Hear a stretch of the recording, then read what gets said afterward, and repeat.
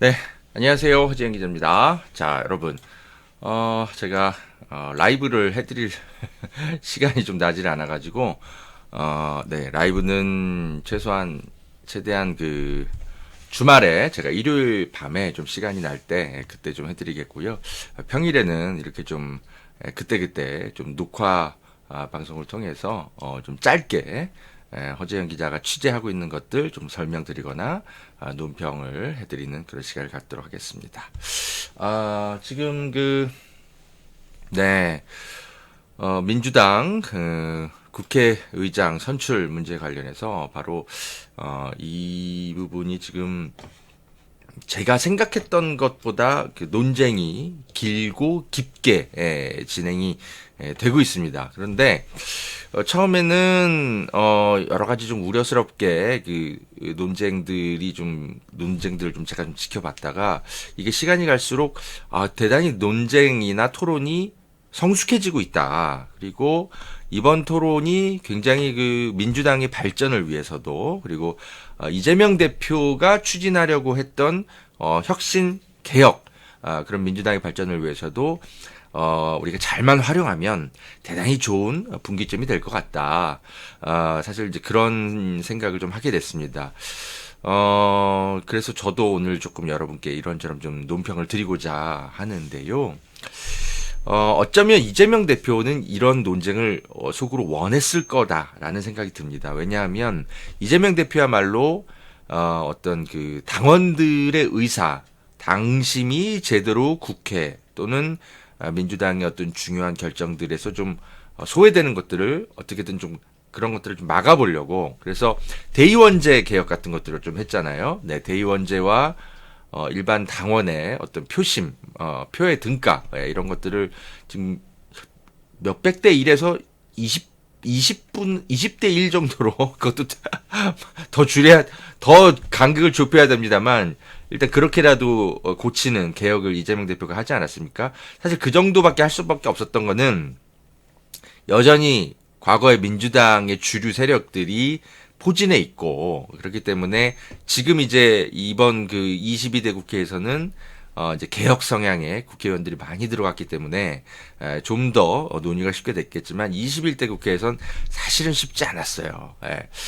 어쨌든 그렇게 해서라도 조금 대의원제 개혁을 했는데 사실 부족하죠. 이재명 대표는 이걸 계속 해 나가려고 했을 겁니다. 그래서 이번 국회의장 선거 문제와 관련해서 어떻게 당원들의 어떤 목소리가 이렇게까지 원내에서 반영이 안 될 수가 있는가 이런 것에 대한 어떤 집단적인 어떤 항의 이런 것들이 이제 시작이 되면서 오히려 이재명 대표가 원하고 추구하려고 했던 당 내부 개혁, 네, 당원이 중심이 되는 그런 정말 그런 민주 정당으로 바꾸는 데 있어서 어쩌면은 이재명 대표를 크게 도와줄 수 있는 토론과 논쟁이 될 수도 있겠다. 그게 결국 우리 시민사회의 민주주의의 또한 유산이 되겠죠. 그래서 오늘 좀 이런저런 이야기를 좀 드려보려고 합니다. 짧게 할게요.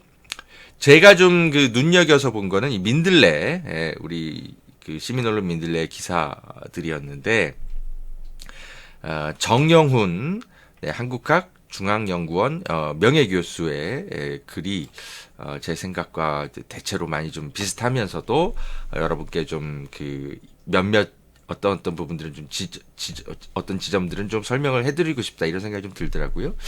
그래서 여러분의 생각과 꼭 일치하진 않더라도 한번 좀 참고해서 한번 봐주시면 감사하겠습니다. 정영훈 교수의 글을 보면 민주당은 국회의장 후보를 다시 선출하라. 한 단톡방에 이 칼럼 제목과 같은 취지의 글을 올렸더니 몇몇 지인이 당선된 우원식 의원이 추미애 의원보다 못하지 않은 사람이니 그만 양해해 주어야 하지 않냐 하는 반론을 제기하는군요. 우 의원을 뽑은 절차도 당규에 의한 적법한 절차였고 당선자들에겐 여론과 독립하여 판단할 권리가 있다는 주장을 한 분도 있었습니다. 제가 제기한 바에 대해 좀 더 배경 설명을 해줄 필요가 있다고 느껴서 이 글을 씁니다. 참 이런 반응들 많이 접하실 거라는 생각이 들어요. 그래서 지금 우원식 의원이 옳았느냐 선택이 추미애 의원이 옳았느냐. 지금 우리가 이제 그런 것들을 논쟁하는 시기는 이미 지났잖아요. 그래서 어쨌든 결과가 이제 우원식이 됐고, 그렇다면은 이제 우원식이든 추미애든 어쨌든 이 당심이 제대로 반영되지 않는 원내 선거 어떻게 개혁할 것인가. 지금 이 논쟁으로 좀 이어가고 있는 것이겠죠. 예, 그리고 뭐 이분이 이제 쓰신 것처럼 우원식 의원도 충분히 훌륭한 분이고 또 수박이 결코 아닐 뿐더러 윤석열과도 잘 싸울 거고 이재명 대표도 잘 지킬 거라고 확신하더군요.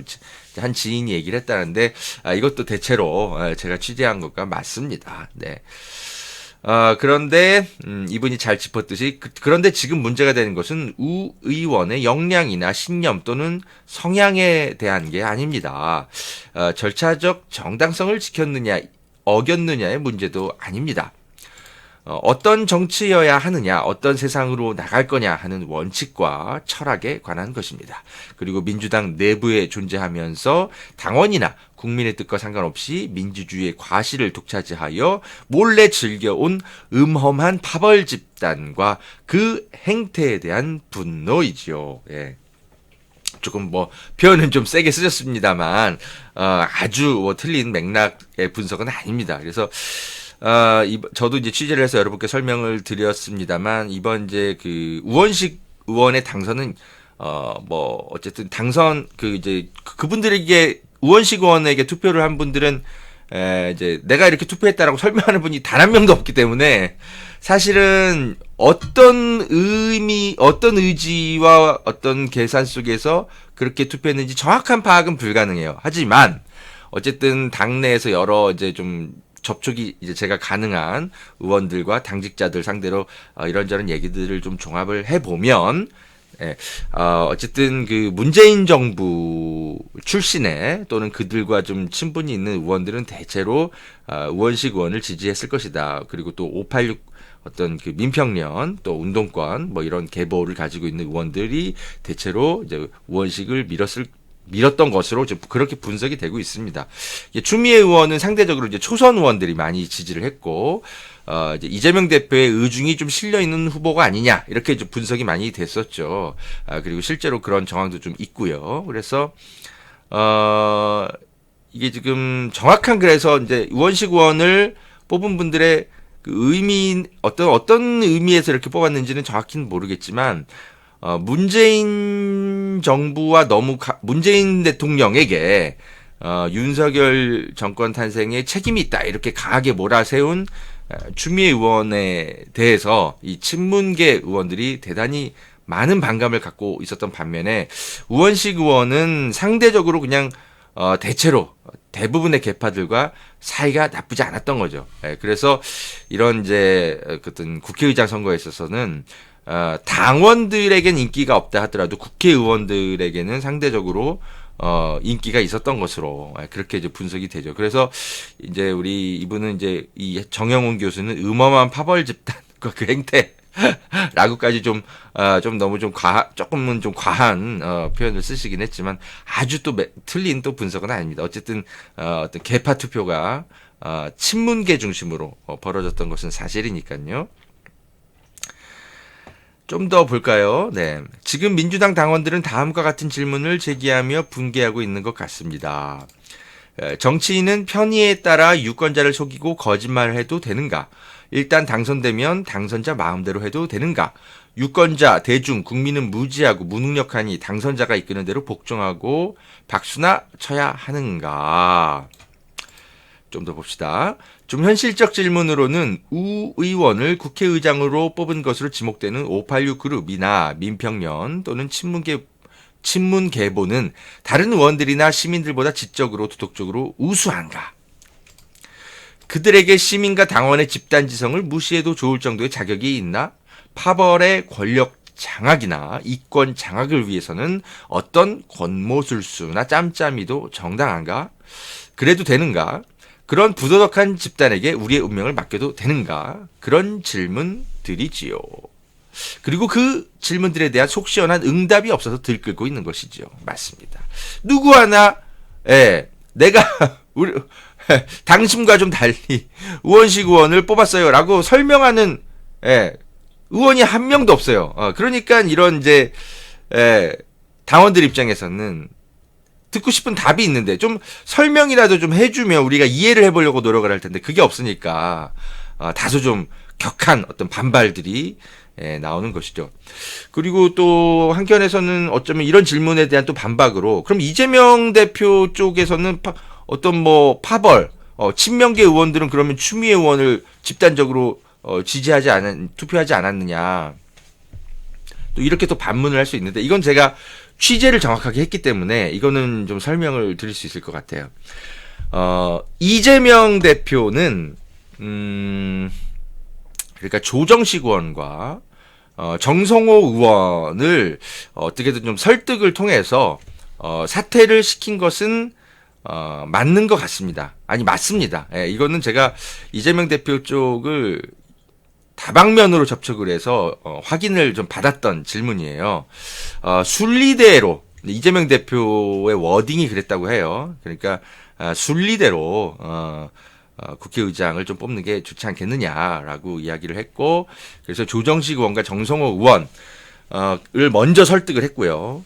그 다음에 이제 그 우원식 의원까지도 설득이 좀 이루어졌지만 우원식 의원은 좀 받아들이지 않았고 그렇다면 이재명 대표가 그렇다고 해서 사퇴를 하지 않는 사람들을 상대로 뭐 이재명 대표가 어떻게 할 수는 없잖아요.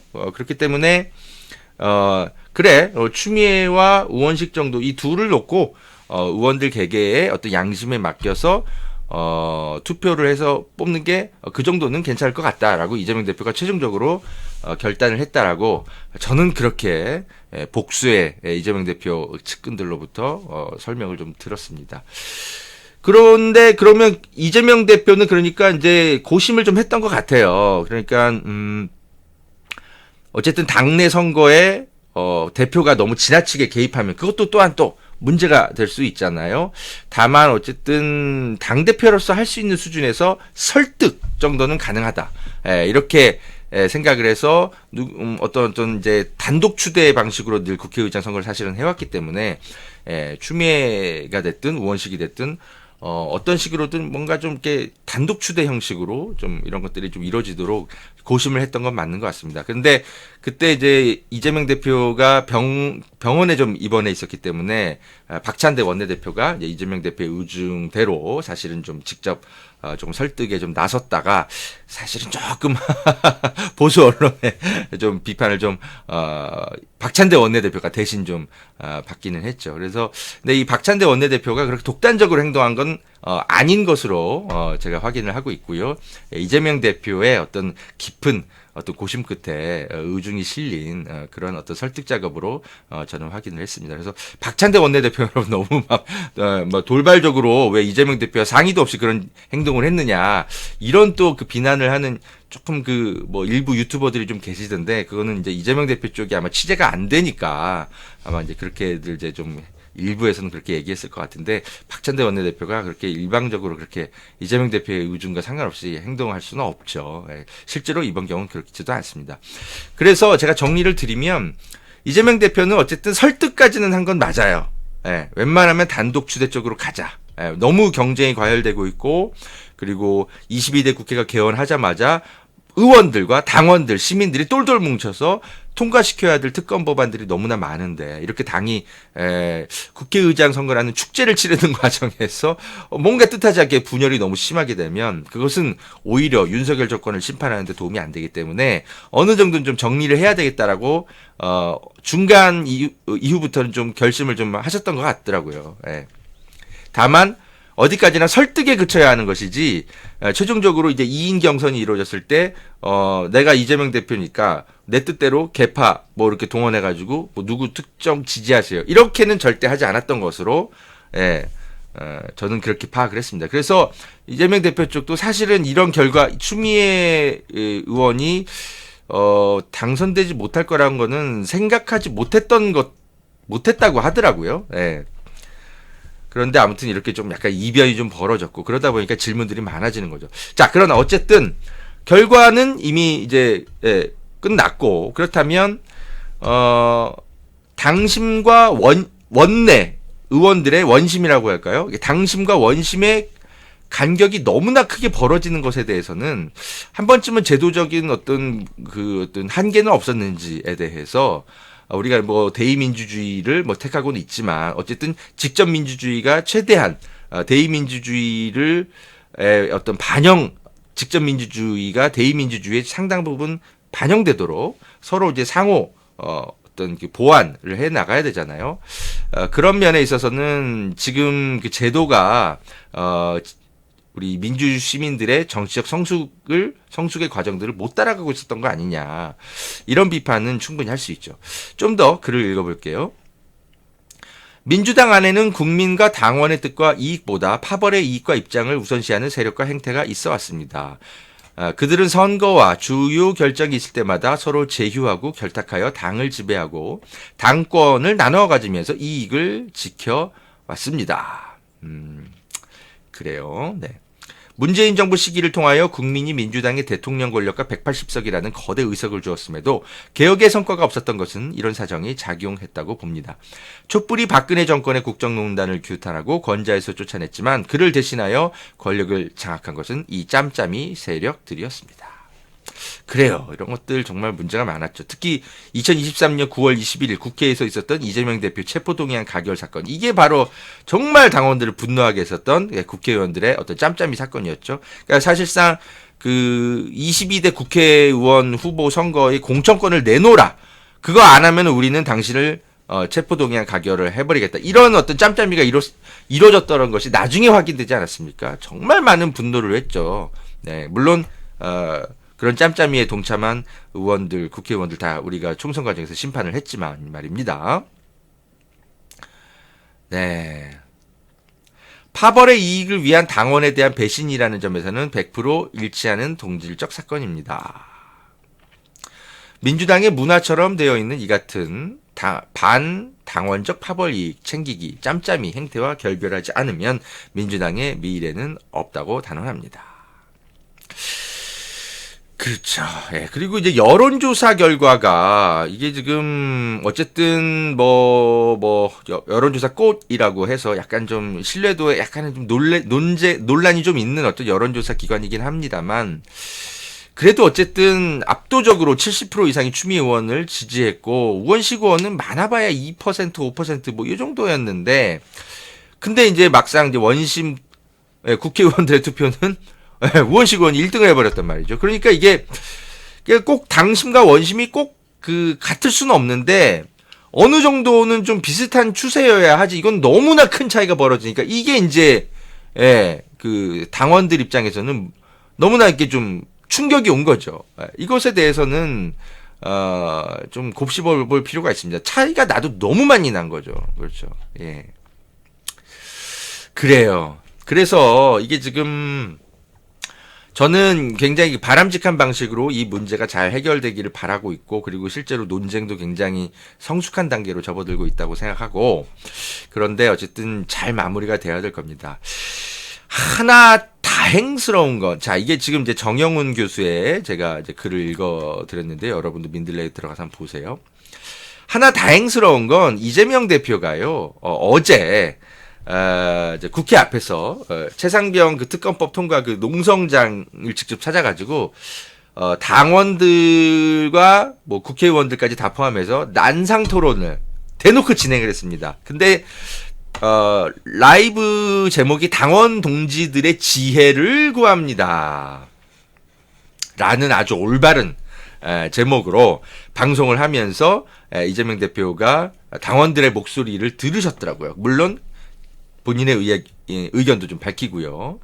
그러니까 저는 이런 걸 참 보면서 역시 이재명답다. 그러니까 이제 당원들이 이제 이재명 대표까지도 좀 사실은 비난하면서 막 탈당하고 좀 그런 흐름들이 있었잖아요. 근데 이재명 대표가 당원들에게 우리는 이렇게 해서 어떻게 할 거니까 좀 호소를 좀 저희의 목소리를 들어주세요. 우리가 어떻게 개혁하겠습니다. 이렇게 호소하는 것에 그치는 것이 아니라 일단 여러분의 목소리를 듣겠다. 여러분의 지혜를 내가 먼저 듣겠다라는 태도로 이렇게 당원 동지들의 지혜를 구합니다. 이런 라이브를 3시간 가까이 아예 해버렸더라고요.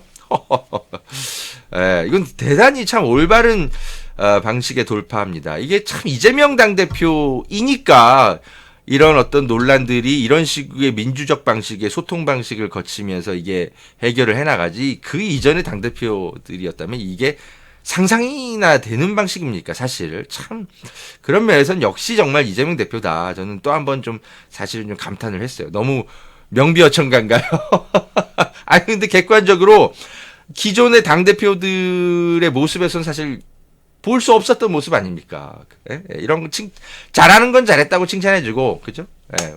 비판할 건 비판하고, 그죠? 예. 저는 그게 좋다고 생각합니다. 자. 어쨌든, 지금 이재명 대표가,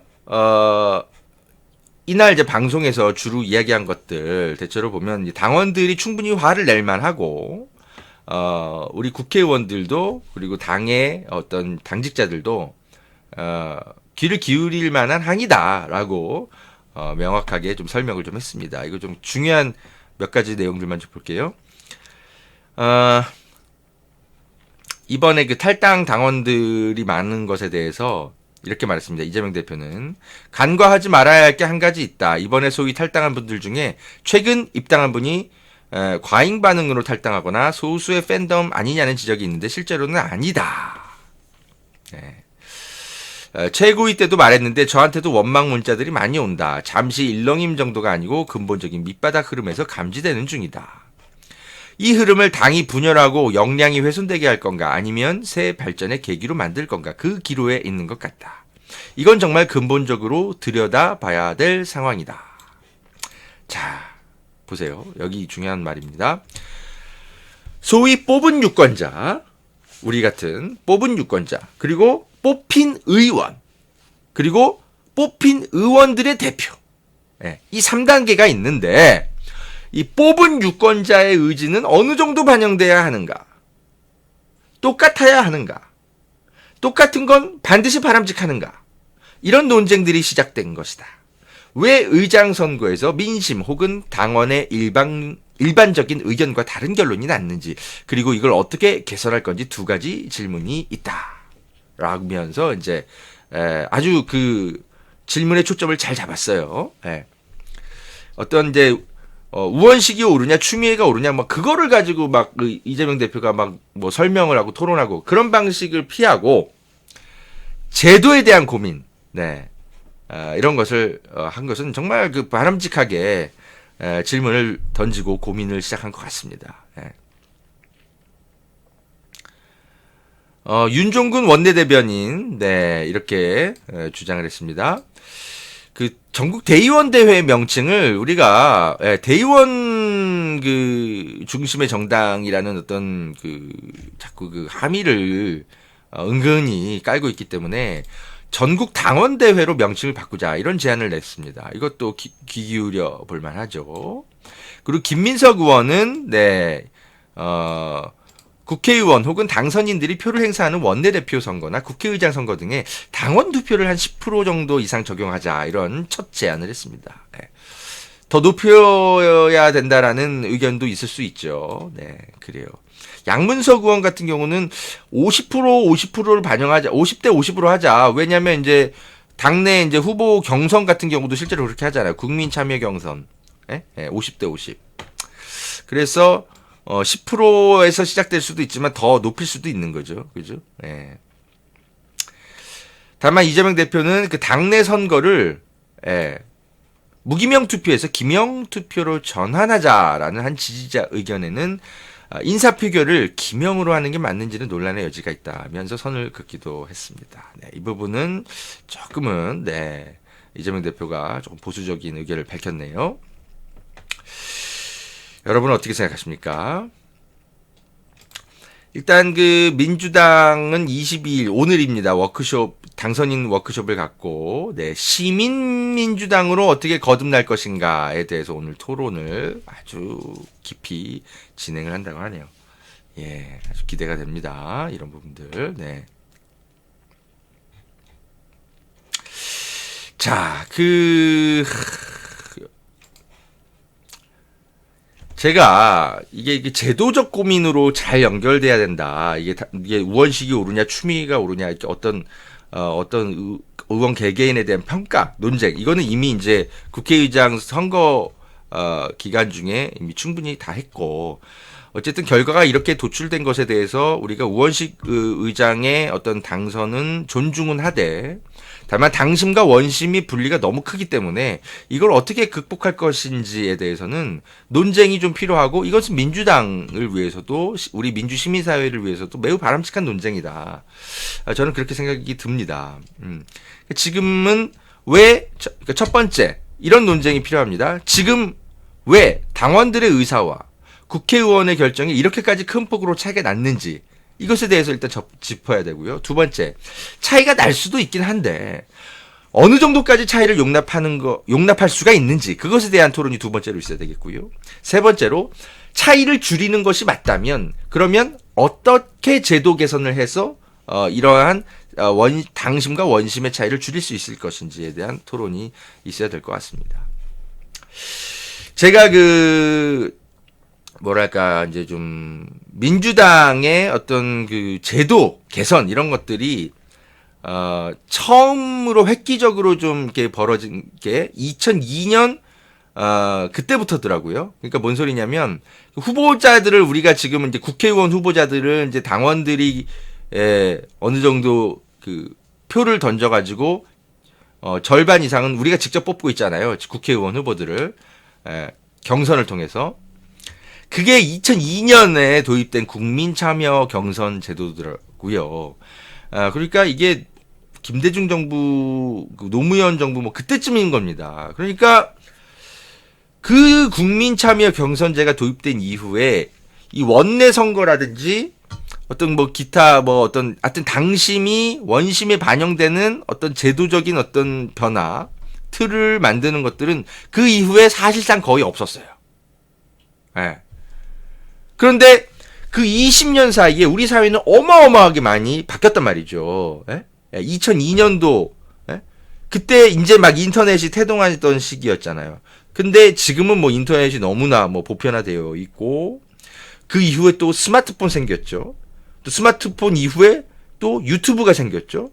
그러니까 이 민주 시민들이 이 민주당원이 돼서 정보를 습득하고 어떤 의견을 개진하고 이런 어떤 능동적인 어떤 참여 민주주의가 굉장히 많이 20년 사이에 성숙이 됐고 어떻게 보면 좀 정보를 습득하는 면에 있어서는 정치적 판단 이런 것들이 가끔은 국회의원들을 오히려 능가할 때도 굉장히 많이 생기고 있잖아요. 일반 당원들이. 그런 어떤 민주사회의 정치적인 성숙 과정이 20년 동안 매우 깊게 진행이 됐는데 안타깝게도 민주당의 어떤 당심과 원심의 차이를 좀 이렇게 좀 줄여가는 제도적 발전이나 고민들은 20년 동안 정체되어 있었던 거예요. 예. 이재명 대표 체제 이전에 누구도 그죠? 예. 그나마 이재명 대표가 들어서고 나서 너무나 기형적인 어떤 대의원 제도, 예. 60대 1이었나요? 100대 1이었나요? 아무튼 네. 이런 것을 20대 1로 일단 좀 줄였잖아요. 그나마 이재명 대표가 그 첫 개혁의 스타트를 끄는 건데 더 해야 되는 거죠. 그죠? 네. 그래서 이런 시대가 바뀌고 있는 어떤 성숙한 과정들을 우리 민주시민들은 매우 능동적이고 고민도 성숙해지고 그러고 있었던 반면에 당의 제도는 20년 넘게 거의 정체돼 있었다. 이게 저는 가장 결정적인 이번에 국회의장 선거 사태라고 해야 될까요? 예. 그런 일이 벌어지게 된 근본적인 원인이라고 생각합니다. 네. 그래서 저는 정말 이게 제대로 좀 논의가 돼야 된다고 생각이 듭니다. 네. 물론 보수 언론들에서는 이걸 또 굉장히 또 헐뜯고 있을 거예요. 근데 이런 거 신경 쓰지 마십시오. 언론들이 뭐라고 떠들건 정말 깨어있는 시민들은 일 잘하는 민주당, 개혁하려는 민주당은 국민의힘을 심판하는 대신 민주당을 뽑아준다. 이번 우리가 총선 앞선 결과로 확인하지 않았습니까? 이 프레시안, 여기도 늘 민주당의 굉장히 악질적인 기사만 맨날 쓰는 소위 진보 언론이죠. 민주당 국회의장 선거도 당심 20%, 김진표, 팬덤 정치패. 이 제목 다는 거 보세요. 당심 20%, 예, 양문석 의원은 50%까지 늘려야 된다라고까지 주장했습니다. 이 20%는 오히려 더 적은 거 아닙니까? 이걸 또 팬덤 정치의 폐해라고 또 김진표의 말을 받아서 이렇게 턱하니 보도하고 있습니다. 아, 정말 이 조중동과 진보 언론 모두 마찬가지예요. 하여튼 그저 민주당을 헐뜯으려고 아주 맨날 작정해서 이런, 예, 보도들을 쏟아내고 있어요. 근데 신경 쓰지 마십시오, 민주당. 네. 우리 국민들이 지켜줄 겁니다. 대위 민주주의 큰 위기라고 김진표 의장이 지금 말을 했다라고 하는데, 대위 민주주의의 큰 위기인 건 맞죠. 근데 이 위기를 누가 가져다 준 겁니까? 김진표 본인이 정치를 잘못해가지고 지금 이 사단이 난 건데 깨닫고 있지를 못해요. 아마 죽을 때까지 못 깨달을 겁니다. 예. 포기해야죠. 예.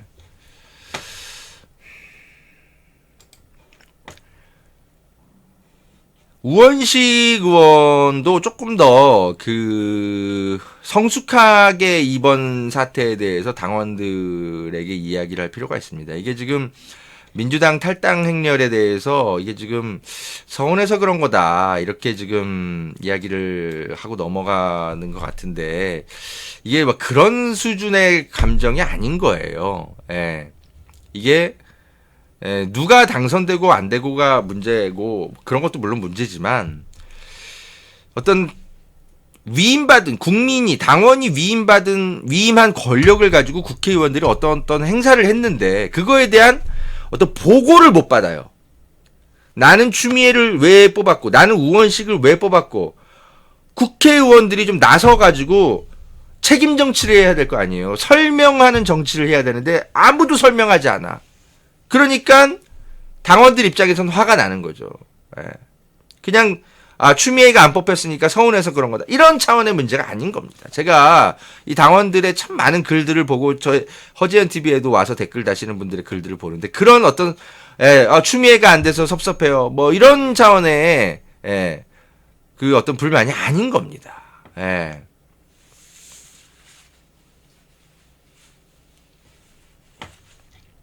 좀 더 성숙하게 의견을 표명하셔야 돼요. 다만, 이게 언제 이런 의견도 밝혔지만, 우원식 의원이 또 페이스북에, 또 약간은 또, 이런 표현은, 이런 고민은 잘한 거죠. 윤석열 정권과 싸워달라는 당심을 받들겠다라고 우원식 의원이 페이스북에 이제 글을 또 썼더라고요. 그래서 너무 그 후폭풍이 크니까 당신과 민심을 품어하고 개혁 민생국회를 만들겠다. 21대 국회와는 완전히 다른 22대 국회를 만들어달라는 그 기대가 의장 후보 선거 과정에서도 있었다. 국민들과 당원들의 그 마음을 잘 알기에 저 또한 새롭게 각오를 다진다. 네. 그래요. 그러니까, 왜 우원식을 뽑은 국회의원들의 뜻도, 그것도 당심이다. 왜 나를 뽑은 당심은 무시하냐, 이런 식으로 이렇게 얘기를 초반에 좀 했잖아요, 우원식 의원이. 그렇게 얘기하면 안 되는 겁니다. 조금 며칠간 고민이 좀 성숙되신 것 같아요. 그래서 지금 국민들과 당원들이 왜 분노하는지를 먼저 겸허하게 듣고, 어쨌든 국회의장 후보로 당선이 됐으니까 그 직은 잘 수행을 하시되, 어쨌든 왜 이렇게까지 당원들이 분노하는지, 그렇다면 이 분노를 잠재우기 위해서라도 내가 더 어떤 국회의장이 돼야 되는지, 정말 추미애 의장 후보에게 빚을 갚는 신경으로, 당원들이 화는 나지만 어쨌든 우원식 의장 후보의 당선을 존중하는 당원들의 마음을 잘 받아 안아서, 본인의 부족했던 점은 무엇이었는지, 나는 내 나름대로 정치를 잘한다고 했는데 왜 당원들에게 제대로 전달이 안 됐을까? 나에게도 문제가 있지는 않았을까? 정치 방식에, 커뮤니케이션 방식에, 이런 것에 대해서도 사실은 좀 곱씹어 보셔야 됩니다. 뭐 저 개인적인 경험에서 출발해서 하나 논평을 드리자면, 사실 국회의장 후보들의 인터뷰를 하는데 추미애, 조정식, 정성호 의원은 제가 문자를 보내서 시민사회에 어떤 이제 의견을 밝히고 인터뷰를 좀 하시는 그 시간을 좀 가지시면 어떠냐라고 문자를 드렸을 때 3명은 다 1시간도 안 돼가지고 회신이 왔어요. 예, 지금 뭐 며칠 몇 시에 시간이 되니까 그때 인터뷰하는 걸로 합시다 하고 보좌관하고 상의해 주세요라고 피드백이 와요. 그런데 우원식 의원은 사실 아직까지도 답이 없어요. 오늘도 제가 사실 전화를 좀 한 두 번 했거든요. 절대 안 받아요. 그러니까 이분은 소통하시는 분들이 아마 어떤 정치권 여의도에서 오랫동안 뭐 정치 컨설팅 하시는 분들이나 유명한 셀럽들이나 예? 정치 기존의 이제 과거 민주당의 원로들이나 이런 분들과만 소통을 먼저 하시는 것 같다라는 느낌이 확 드는 거죠. 제 경험에 기초해서 평가를 해보자면 나머지 3분의 추미애, 정성호, 조정식 의원은 예, 시민사회에서 어떤 이제 기반을 둔 어떤 뭐 뉴탐사라는 곳이 있고 뭐 허재현이라는 기자가 이렇게 연락이 왔는데 피드백 해줘야 된다 여기는 바로 연락이 옵니다. 근데 우원식 의원은 연락이 안 와. 근데 연락이 안 올 수도 있죠 바쁘면. 그럼 제가 또 따로 연락을 또 해서 문자도 남기고 하는데 며칠을 기다려도 피드백 자체가 없어요. 예. 근데 근데 우원식 의원이 시민언론 더 탐사를 모를 리가 없거든요. 왜냐하면 후쿠시마 오염수 그 방류 문제, 그 문제를 가지고 이분이 그 대응 단장이셨고, 실제로 그때 강진구 기자, 박대영 기자가 다 찾아가서 그 당시에 일본 정부가 뭘 하려고 하고 있고, 어떤 그 문제, IAEA 어떤 보고서에 문제가 있고, 다 설명을 해줬거든요. 그래서 시민언론 뉴탐사를 알아요. 모를 리가 없어요. 그런데도 피드백이 없다라는 건 그만큼 시민사회와의 소통 방식이 굉장히 뭐랄까 좀 좀 못했다고 해야 될까? 발전이 없었던 거예요. 이분은 그냥 계속 그 90년대, 2000년대 수준에 그냥 머물러 계신 것 같아요. 예. 딱 그냥 여의도 중심, 당선자들 중심, 또는 유명한 정치 셀럽들, 예. 또는 뭐 레거시 미디어의 기자들 정도만 접촉하고 끝! 시민사회는 필요 없어. 그렇게 제가, 그죠? 판단을 하게 되는 거죠. 그러니까 정치는 사실 태도가 대단히 중요합니다. 그러니까 정치인이 모든 기자를 만날 수 없고, 모든 시민 당연히 상대할 수 없죠. 하지만, 이러이러한 이유로, 이렇게 지금은 어렵습니다라고 보좌관을 통한다든지 비서관을 통해서 뭔가 이렇게 좀 피드백을 주는 게 그게 어려운 일은 아니거든요. 다른 의원들은 다 하거든요, 대체로. 근데 우원식 의원에게서는 사실은 저는 그런 모습을 이번에 전혀 발견할 수가 없어가지고 이분의 그 시민사회와 소통하는 방식은 좀 큰 개선이 좀 필요하다. 어느 순간부터 이분은 좀 그게 단절되어 있구나 라는 거를 저는 개인적으로 좀 느꼈죠. 그래서 국민과 당원들의 그 마음을 잘 안다고 표현은 하시지만 정말 누구로부터 어떻게 그 마음을 파악하셨는지는 사실은 저는 확인할 길이 없네요. 부디 진심이기를 바랍니다. 우원식 후보님. 네. 자, 어쨌든 민들레에 들어가서 보시면 여러 좋은 이번 문제와 관련해서 좋은 글들이 많이 써 있으니까 여러분 들어가서 한번 보시고요. 네, 강기석 에디터가 민주당 지지자들의 정치 효능감을 배반한 89명의 당선자들 이런 칼럼도 읽어보면 좋겠습니다. 네, 그래요. 네.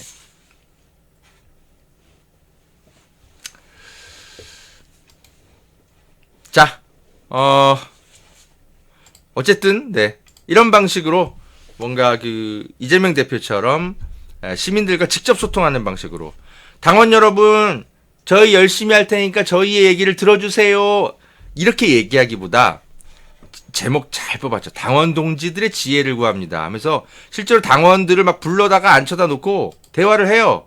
이렇게 일반 시민들도 좀 옆에서 다 보고 있다가 자기 발언을 하고 김민석도 나왔죠.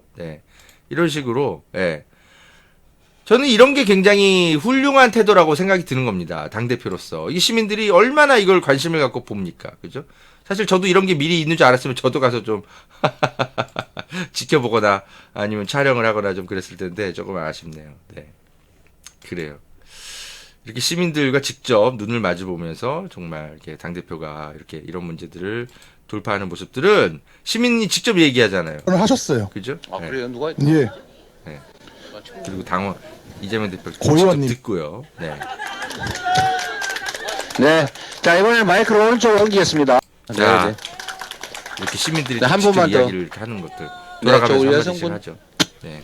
자 요약해서 네. 보기 좋은 모습이었습니다. 대한민국의 민주주의. 자, 여러분, 네, 오늘 논평은 여기까지 하겠습니다. 허재영 기자는 계속 좋은 취재를 해서 여러분께 뭐라도 하나 좀 정확하고 올바른 정보를 드리기 위해서 계속 노력을 좀 해 나가겠습니다.